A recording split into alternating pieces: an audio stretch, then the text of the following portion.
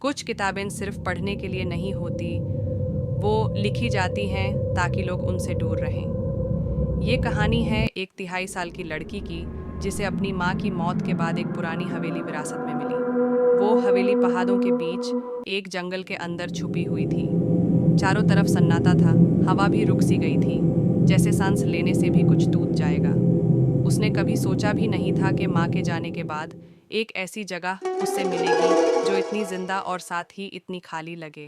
हवेली के अंदर सब कुछ पुराना, जाला हुआ और टूटा फूटा था। लकड़ी की छत झुकी हुई थी, जमीन पे पुरानी तस्वीरें, धूल से भरे फर्नीचर और पुराने कागज फैले हुए थे। हर कोना एक कहानी जैसे छुपा रहा था। लेकिन एक कमरा ऊपर वाली छत पर, उसमें जाते ही एक अजीब सी ठंडक महसूस हुई, जैसे किसी ने अंदर से दरवाज़ा खोला हो। कमरा अंधेरा था, लेकिन एक कोने से लाल सी रोशनी झलक रही थी, जैसे कोई चीज़ उस रोशनी के अंदर सांस ले रही हो।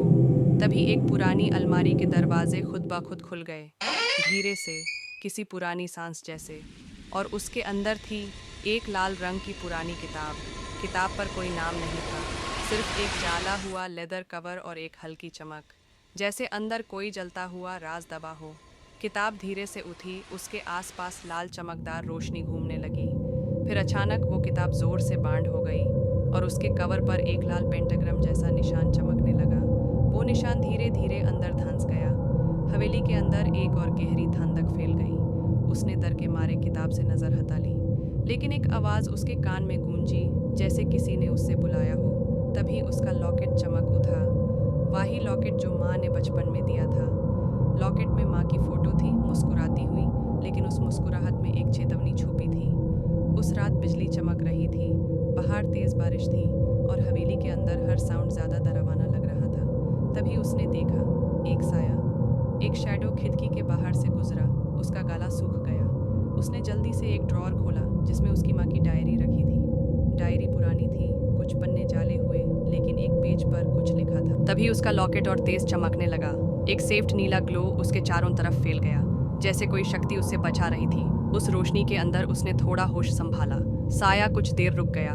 उसका हाथ किताब की तरफ बढ़ने लगा, जैसे कोई उससे कंट्रोल कर रहा हो, जैसे उसमें कोई पुरानी मेमोरी जग चुकी हो। उसके हाथ से एक लाल रोशनी निकली और किताब के अंदर समा गई। किताब के सिंबल्स एक एक करके जलने लगे। रूनेस चमक उठे लाल आग में। उसके लिप्स से कुछ शब्द निकलने लगे, पुराने, अजनाबी, लेकिन जाने पहचाने लगते शब्द। लूमेन एटर्नम, क्लॉडे तेनेब्रिस। मंत्रा बोलते ही कमरा रोशनी से भर गया। काला साया चीखता हुआ किताब के अंदर खींचने लगा, जैसे उस रोशनी ने उससे जलाया हो। जमीन हिल रही थी, दीवारें फटने लगी थी, लेकिन जैसे ही मंत्रा पूरा हुआ, सब कुछ एकदम रुक गया। किताब जोर से बंद हो गई, रोशनी चली गई, सिर्फ एक हल्का सा धुआं और एक महसूस, जैसे कुछ अब भी जिंदा हो अंदर। वो बेहोश हो गई।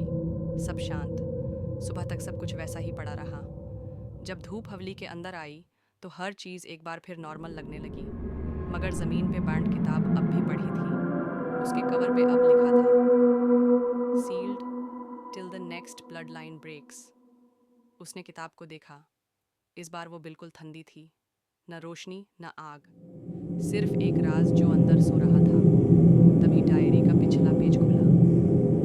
अगर तुम ये पढ़ रही हो तो तुम जीत गई हो, लेकिन याद रखना, हर नई पीढ़ी के साथ वो लौट सकता है। उसने डायरी बैंड की, लॉकेट को कस के पकड़ा, हवेली के अंदर से निकाल गई। जाते जाते उसने एक बार किताब की तरफ देखा, जो अब भी वही पढ़ी थी।